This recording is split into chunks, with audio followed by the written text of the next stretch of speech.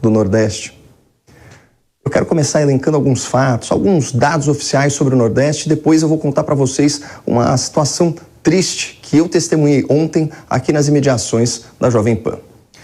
Segundo dados do IBGE, o Nordeste ainda concentra quase metade da pobreza do Brasil. Após décadas de governo de esquerda e depois de mais de 13 anos de Lula e Dilma na presidência, essa é uma realidade que não mudou nada, pelo contrário. Quando o PT chegou ao poder, 34% dos lares brasileiros sofriam com insegurança alimentar. E quando o PT deixou o poder, 36% dos lares, ou seja, 85 milhões de pessoas estavam na mesmíssima situação. E pior, havia 3 milhões e 100 mil famílias passando fome, grande parte delas no Nordeste. Portanto, é mentira que Lula e o PT acabaram com a miséria e a fome. Na verdade, eles pioraram o quadro. Em 2016, o PT fez o Brasil bater recorde de desemprego, perdeu o controle da inflação e largou o país endividado, com mais de 52 milhões de pessoas abaixo da linha da pobreza. Por causa da corrupção e da incompetência do governo, muita gente ficou sem trabalho e dependente de assistência social. Mesmo assim, no seu auge, o Bolsa Família, criado pelo governo Lula, pagava, em média, apenas R$ 191 por mês para 13 milhões de famílias. Já o Auxílio Brasil, criado pelo governo Bolsonaro, paga no mínimo R$ 600 por mês para 21 milhões de famílias. Pessoal, é o triplo do benefício da era petista para 8 milhões de lares a mais. No total, 9 milhões e 600 mil famílias nordestinas recebem o novo Auxílio Brasil e 80% desses lares têm uma mulher como responsável familiar. O dinheiro fica com ela. Pra vocês terem uma ideia, só na Bahia, mais de 2 milhões e 300 mil famílias recebem essa ajuda tão necessária. O fato é que nenhum governo anterior cuidou tanto dos mais pobres. Bolsonaro investe no Auxílio Brasil 5 vezes o que Lula gastava no Bolsa Família. Não tem nem comparação. Um outro ponto importante, hoje o Brasil é um dos poucos países no mundo que está conseguindo diminuir a sua inflação e o principal motivo disso foi a redução de impostos, especialmente os altos impostos da energia e do combustível. E adivinha quem foi contra essa redução lá no Senado Federal? O Partido dos Trabalhadores. Se dependesse dessa turma aí do Lula, o preço dos alimentos, o preço do gás de cozinha, da conta de energia e da gasolina não estaria baixando agora. Aliás, falando no Lula, ele também vivia prometendo que ia levar água para o Nordeste. Mas quem concluiu e quem fez crescer esse projeto foi o governo Bolsonaro com a transposição do Rio São Francisco. Uma obra que vai impactar 14 milhões de pessoas em 500 municípios, levando segurança hídrica para o semiárido nordestino, além de desenvolver a agricultura e a economia da região. Quando Bolsonaro assumiu o poder, o governo decidiu ampliar a extensão da obra de 477 quilômetros para 699 quilômetros, beneficiando aí várias cidades de Pernambuco, da Paraíba, do Ceará e do Rio Grande do Norte.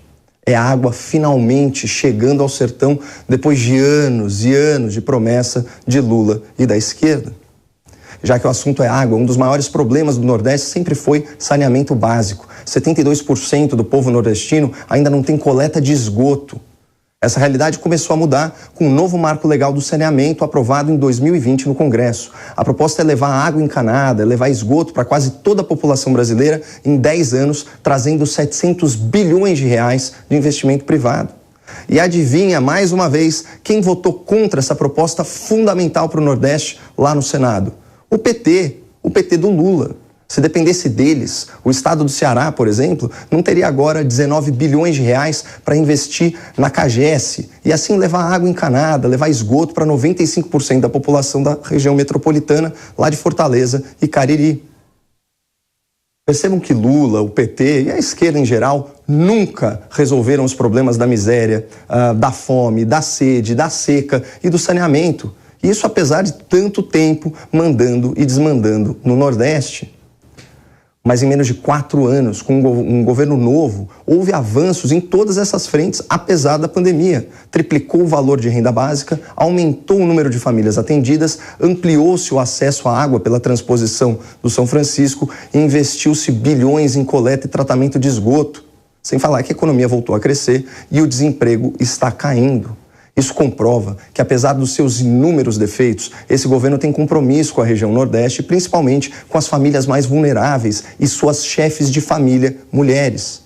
Por isso é tão chocante o caso que eu vou contar agora para vocês. Ontem, depois da gravação do programa Pânico, eu tive o prazer de almoçar com o doutor em linguística, Daniel Lopes. De forma bem despretensiosa, nós sondamos a simpática garçonete a respeito da sua intenção de voto e a resposta nos surpreendeu. Ela nos disse o seguinte: aqui a gente é Lula, porque todo mundo é do Nordeste. Na hora, eu já perguntei, mas e daí? E a moça falou bem assim: o Bolsonaro não gosta de nordestino. Na sequência, ela mesma me confirmou com absoluta convicção que ela já tinha ouvido várias declarações e vários insultos do atual presidente da República ao povo nordestino. Claro que essas supostas falas nunca ocorreram, não teriam o menor cabimento. Essas lembranças da garçonete são invenções da sua imaginação.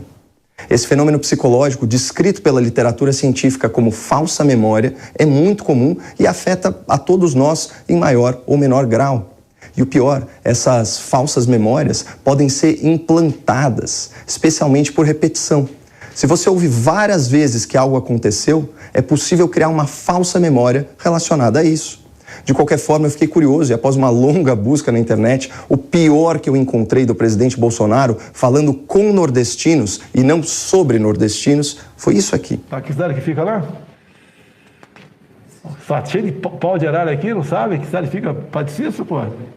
Alguns dias depois dessa fala, Bolsonaro foi interpelado pelos seus apoiadores a respeito desse termo.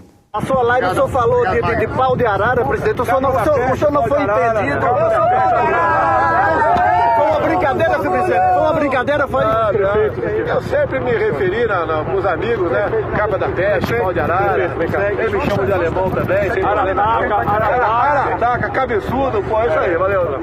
Bom, eu pessoalmente não gosto dessa coloquialidade toda, mas a gente tem que ser justo. O contexto dessas declarações mostra que o presidente usa esse linguajar tosco na brincadeira, com pessoas próximas, pessoas queridas. E esses termos não são empregados com intenção de criticar nem de ofender. Muito diferente, por exemplo, de quando Lula da Silva, em entrevista ao Ratinho, se referiu ao capial, ao caipira, ao sertanejo, como uma gente bruta, ignorante e que não é sofisticada como ele. Mas Lula já fez muito pior, inclusive demonstrando enorme preconceito contra nordestinos, por mais inacreditável que pareça. A Dilma não é nenhuma nordestina. A Dilma não é um retirante nordestino que escolheu de preconceito. A Dilma é uma mulher bem formada. A Dilma é economista de qualidade no Unicamp. Mas que o Lula é um desaforado, todo mundo já sabe. Além de insinuar que nordestino é retirante e ignorante, como nós acabamos de assistir, Lula sugeriu que policial não é gente, afirmou que lugar de mulher apanhar não é dentro de casa, criticou a classe média por ter mais de uma TV e ostentar demais, ofendeu o povo caipira do interior por uma suposta brutalidade, disse que manifestantes de verde e amarelo pareciam uma seita racista e chamou agricultores que não apoiam o PT de fascistas e reacionários.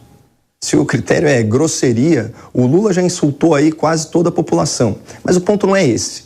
Assim como a jovem garçonete que eu conheci aqui em São Paulo, há milhões de nordestinos que são vítimas da propaganda petista e da imprensa militante. Como esperar que uma população vote consciente se a informação que chega para eles é distorcida? Olha o caso da garçonete, uma moça honesta, trabalhadora. Ela foi tão doutrinada e tão desinformada que ela chegou a ponto de criar uma falsa memória e afirmar para mim, com absoluta certeza, com tranquilidade, que o Bolsonaro vivia falando mal de nordestino e odiava o povo de lá, o que é uma completa mentira. Percebam que o adversário é muito maior que Lula e o PT. Nessa eleição, até do ponto de vista espiritual, nossa verdadeira missão é combater o nós contra eles. Mas é fato que durante muito tempo a militância do PT, estimulada muitas vezes pelo senhor ou por outros líderes do partido, essa militância foi muito agressiva com quem pensava diferente. E não só na internet, nas ruas também. O senhor passou anos repetindo uma expressão que se consolidou no seu governo, dividindo o Brasil entre nós e eles. É um fato. Você já foi em campo de futebol? Você torce para algum time? Você já foi junto neste momento. Você já foi junto com outros companheiros? É nós e eles. Aí está o inimigo, o nós contra eles, esse discurso de ódio fomentado por essa gente baixa e esses políticos ladrões que exploram o Nordeste e a sua população há muitos anos. Uma população extraordinária, de gente resiliente, batalhadora, gente corajosa, criativa, de bem com a vida. Gente que literalmente construiu o Brasil e recebeu bem pouco por isso. A maior conquista do PT no primeiro turno não foi ganhar a eleição no Nordeste pela enésima vez. A grande vitória deles foi conseguir envenenar corações por todo o Brasil. Tudo que eles querem, tudo que o PT quer é que você se encha de rancor contra os seus irmãos brasileiros do Nordeste, que você culpe as vítimas pela vitória dos seus agressores. Eu não caio nessa. Entre o caminho do ressentimento, que divide e subtrai, ou o caminho do convencimento, que soma e multiplica, para mim a escolha é fácil. E para você? Nesse boletim Coppola eu citei argumentos e dados oficiais suficientes sobre o Nordeste para você compartilhar e ajudar pessoas queridas do seu convívio a despertarem politicamente. E eu espero que você não tenha perdido as esperanças no Brasil. Muito obrigado e fiquem com Deus.